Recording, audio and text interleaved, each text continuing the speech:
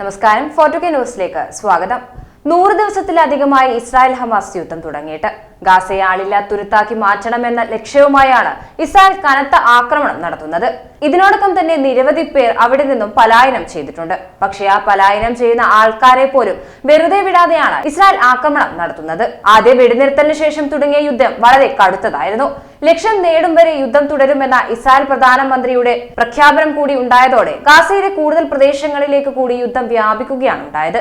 വടക്കൻ ഗാസയിലായിരുന്നു ആദ്യം യുദ്ധം നടന്നതെങ്കിൽ പിന്നീട് അത് തെക്കൻ ഗാസയിലേക്ക് വ്യാപിച്ചിരുന്നു.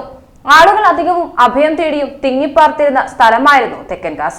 ഇപ്പോഴത്തെ യുദ്ധം കൂടുതൽ വ്യാപിച്ച വാർത്തകളാണ് അവിടെ നിന്നും പുറത്തു വരുന്നത്. ഇസ്രായേൽ റാഫയിലേക്കും ആക്രമണം വ്യാപിച്ചിരിക്കുകയാണ്. ആക്രമണം വ്യാപിപ്പിച്ചതോടെ അവസാന അഭയകേന്ദ്രവും നഷ്ടമായിരിക്കുകയാണ് ഗാസ നിവാസികൾക്ക്. ഒറ്റ ദിവസം കൊണ്ട് കൊല്ലപ്പെട്ടത് 92 പേരാണ്. കഴിഞ്ഞ ദിവസത്തെ ഇസ്രായേൽ ആക്രമണത്തിൽ റാഫയിലെ കിൻഡർഗാർട്ടൻ സ്കൂളിൽ നടത്തിയ ആക്രമണത്തിൽ 2 കുട്ടികൾ കൊല്ലപ്പെട്ട വാർത്തയും പുറത്തു വന്നിരുന്നു.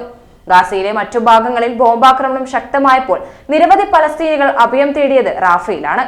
അവിടെയാണ് ഇപ്പോൾ ഇസ്രായേൽ ആക്രമണം നടത്തുന്നത്. ഖാൻ യൂനിസിലെ യൂറോപ്യൻ ഗാസ ആശുപത്രിക്ക് ആക്രമണത്തിൽ നാശമുണ്ടായി.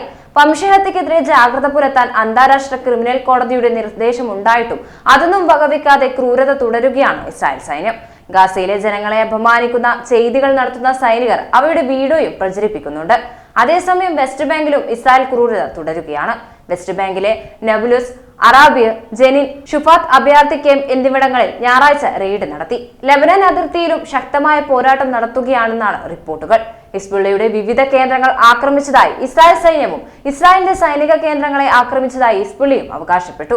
വെടിനിർത്തലിനായി വലിയ രീതിയിലുള്ള ചർച്ചകൾ നടക്കുമ്പോൾ തന്നെയാണ് ഇസ്രായേൽ ഇത്തരത്തിൽ ഗാസയിലെ കൂടുതൽ ഇടങ്ങളിലേക്കും ജനങ്ങൾക്കു നേർക്കും ആക്രമണങ്ങൾ വ്യാപിക്കുന്ന വാർത്ത പുറത്തുവരുന്നത്. എത്രയും പെട്ടെന്ന് വെടിനിർത്തൽ നടപ്പാക്കാനുള്ള ശ്രമങ്ങൾ നടത്തുമ്പോൾ അതിനിടയിൽ നടത്തുന്ന ഇസ്രായേലിന്റെ ക്രൂര നടപടി അതിന് തടസ്സമാകാനും സാധ്യത ഏറെയാണ്.